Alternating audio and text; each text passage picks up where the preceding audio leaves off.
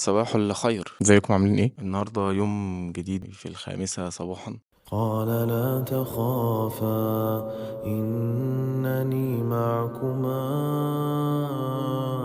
أسمع وأرى. عادة من ضمن العادات اللي مبسوط ان انا طلعت بيها من 24 ودخلت بيها 25، وهي الاستيقاظ المبكر في 5 صباحا. ومش هقول بقى ان الاستيقاظ المبكر ليه 7 فوائد والجو ده، بس فعلا من ألطف الحاجات ومن نعيم من نعم الدنيا. قبل ما الناس بتصحى بتشم هوا نضيف، تصلي الفجر، تخلص تاسكاتك. تركاية من التركات اللي اتعلمتها في كيف تنجز المهام هي فكرة ان انت لما تصحى بدري تحط شوية تاسكات كده قبل التاسكات الرئيسية، يعني شوية تاسكات تساعدك ان انت ترتب اولوياتك، زي مثلا ايه، ان انت تشعر انك انجزت. على سبيل المثال، ان انت يكون عندك تاسك ان انت تروق سريرك، فبتروقه، بتقول اذكار الصباح، بتصلي الفجر، تصلي ركعتين، تقرا الورد بتاعك، تقرا مثلا صفحة او صفحتين من كتاب، يعني او على حسب المدة اللي انت بتحطها. بس يعني لو انت مالكش في القراية انصحك ان انت ممكن تبدأ بصفحة، ما فيهاش اي مشكلة خالص. فلما بتنجز كل ده خلاص انت بدأت، صحيت، فوقت، انجزت، عملت الحاجات البسيطة دي. فانت مثلا انجزت 3 4 5 حاجات، بترتاح، بتشرب بقى قهوتك، وبعدين تبدأ في بقية التاسكات التانية. على عكس ما ان انت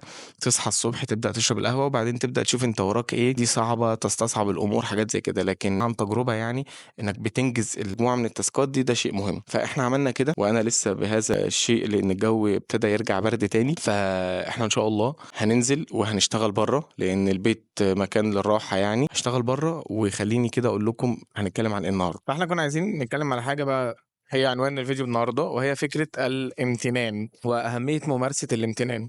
فكرة إن أنت تكون شخص ممتن، دي بتتدرب عليها. يعني أنت محتاج أن تدرب عقلك بشكل كبير جدا على فكرة الامتنان. والامتنان هنا معناه إنك تذكر المحاسن اللي موجودة عندك، وتذكر النعم اللي أنت غرقان فيها، وإن ممكن تكون النعم دي بالنسبة لناس تانية هي أمل أو هدف. أنت ممكن مثلا تكون شغال في مكان بالنسبة لحد تاني هو يتمنى بس في يوم من الأيام إن هو يوصل إنه يكون في قلب المكان ده، يعني يكون في نفس مكانك. ممكن تكون العربية اللي مضايقاك او حتى العجلة اللي انت عندك، او المشي اللي انت بتمشيه في غيرك بيتمناه. فكون ان انت تكون مدرك اهمية النعمة اللي عندك، ده شيء مهم جدا جدا، وشيء بيحتاج ان انت تتدرب عليه. يعني محتاج دايما تذكر عقلك وتذكر نفسك انك دايما محتاج تفتكر ايه هي النعم دي، لان انك تنقم على هذه النعم ده شيء مش جيد، يعني مش لطيف خالص. كفاية قوي لحد هنا شغل بصراحة.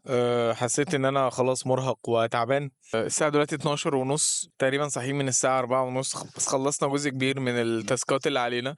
حاسس برضو بعدم الرضا لان انا عايز اكتر. الحتة دي لسه مش قادر اتخلص منها يعني، بس مش في معظم الاوقات بقدر اتخلص منها، لكن معظم الوقت بيكون عندي حاجة كده لطيفة بعملها، ان انا مثلا ببدأ اشوف هو انا مش راضي عن نفسي النهاردة ليه. هل مثلا عشان انا المفروض كنت هعمل 10 تاسكات فعملت 5؟ طب هل ال10 دول اصلا كانوا من الاول صح ولا غلط؟ يعني هل انا في مقدرتي ان انا اعمل ال10 من النوعية دي ولا لا؟ الحاجة التانية ان انا اكتبش او ما بندونش التاسكات المفاجئة. يعني مثلا حد بيشتغل زي في مجال ديجيتال ماركتنج، احنا ساعات بيجي لنا مثلا اديت من كلاينت، شيء معين حصل فاتسحلنا وراه علشان نخلصه، مش عارفه ايه، حاجات زي كده. الحاجات دي ما بنسجلهاش في التاسكات بتاعتنا. يعني احنا النهارده صاحيين عشان نعمل 1 2 3، بس بعد ما عملنا واحد دخل لنا 2 و3 و4 و5 غير اللي احنا كنا محضرينهم من اول اليوم. فما بنكتبش ده، بنخلصه ونسهل في اللي بعديه. لكن يفضل ان انت تكتبه علشان لما تبدا تبص كده لقائمه انجازاتك تلاقي ان انت لا، يعني انا والله عملت كذا وكذا وكذا. ما حققتش اللي انا كنت عايزه من اول اليوم، بس ما كنتش بلعب، حققت اشياء تانية. فاعتقد ان احنا كده الفيديو بتاعنا الاولاني ده النهارده خلص، واتمنى يكون مفيد. فاشوفكم بخير.